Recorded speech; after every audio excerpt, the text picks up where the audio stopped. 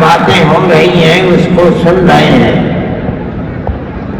جمعیت علماء کا یہ اجلاس مختلف ان مسائل کے سلسلے میں ہوا ہے جو براہ راست مسلمان اور اسلام پر چوٹ دے رہے ہیں، اور ملک کا موجودہ فرقہ پرست ذہنیت برابر جو کچھ کر سکتا ہے وہ ذہنیت کر رہی ہے، لیکن اس وقت سب سے بڑا مسئلہ وقف ترمیمی بل کا ہے۔ میرا یہ بھی چاہتا تھا کہ اس سلسلے میں حکومت جن بیساکھیوں پر چل رہی ہے، بہار اور چندرا بابو نائیڈو، میں ان کو دعوت دوں اور وہ جمعیت علماء ہند کی دعوت کو قبول کریں۔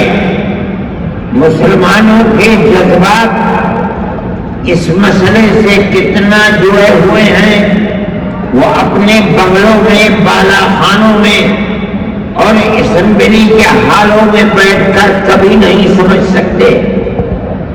اگر وہ عبرت اور نصیحت لے سکتے ہیں تو آج مسلمانوں کا یہ جم غفیر انہیں بتا سکتا ہے کہ وقف ترمیمی بل اور جو حالات ملک میں پیش آ رہے ہیں، مسلمان کا دل و دماغ کیا سوچ رہا ہے اور کس طرح ان حالات کو اپنی آنکھوں سے دیکھ رہا ہے۔ مگر یہ بات نہیں ہو سکی۔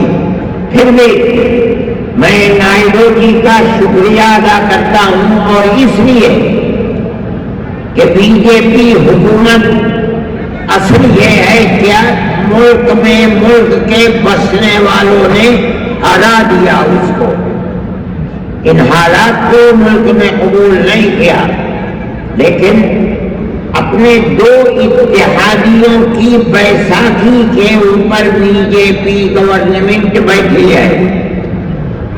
ان میں بڑی مضبوط بیساکھی چندرا بابو کی ہے اور ایک بہار کے اندر ہے۔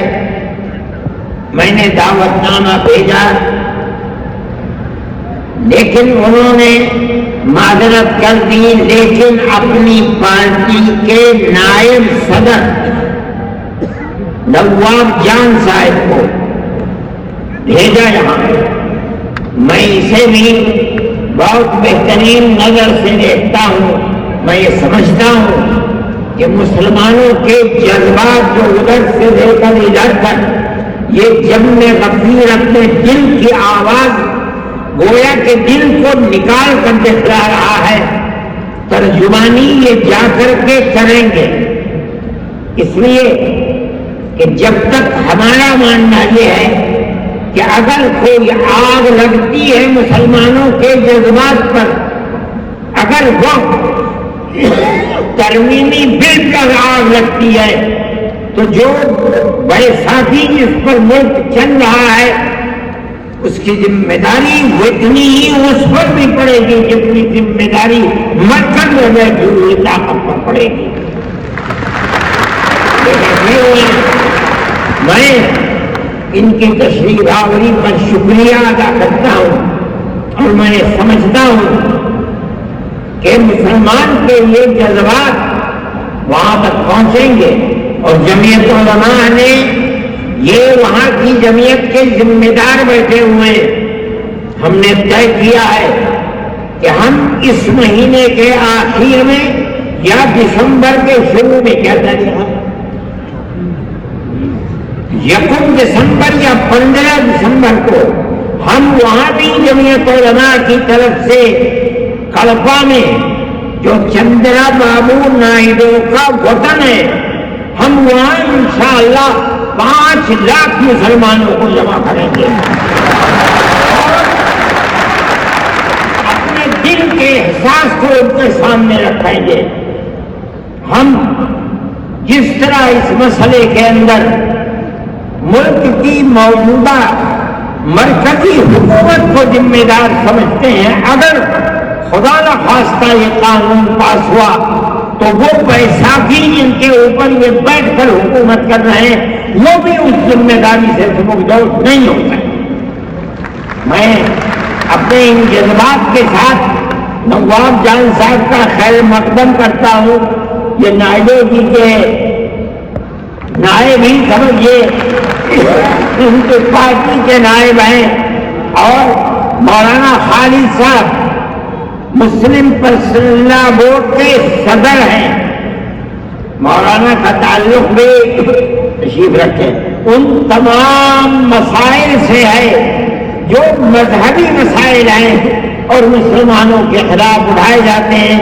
حضرت مولانا کی تقریر بھی آپ اس موضوع پر سنیں گے, اور سب سے بہترین مسلمانوں کی طرف سے اس بل کے خلاف جو چیئرمین کے سامنے اور مجلس کے سامنے اس مدعا کو رکھنے والے ہیں وہ ہمارے ورکنگ کمیٹی کے ممبر اور سپریم کورٹ کے وکیل ہیں, وہ بھی آپ کے سامنے آئیں گے.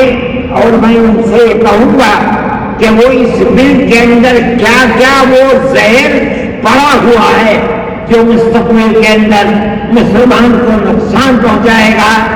ایوبی صاحب, خمین ایوبی صاحب, میں ان سے بھی کہوں گا کہ وہ آگے گھنٹے کے اندر اپنی بات کو تمام لوگوں کے سامنے پیش کریں تاکہ یہ سمجھا جا سکے کہ اس بل کے اندر کیا زہر ملا ہوا ہے. اور حضرت مولانا بھی اس سلسلے میں بولیں گے. میں ایوب جان صاحب سے بھی کہوں گا کہ وہ بھی کچھ وقت نکالیں اور پروگرام کے اندر اپنے جذبات کو پیش کریں. انشاءاللہ یہ سارے پروگرام کی ترتیب آپ کے سامنے پیش کیے جائیں گے.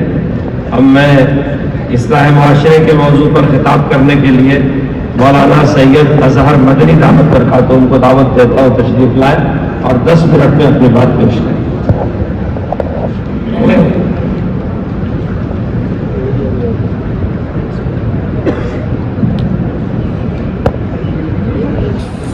الحمد لله رب العالمين والصلاة والسلام على سيد الأنبياء والمرسلين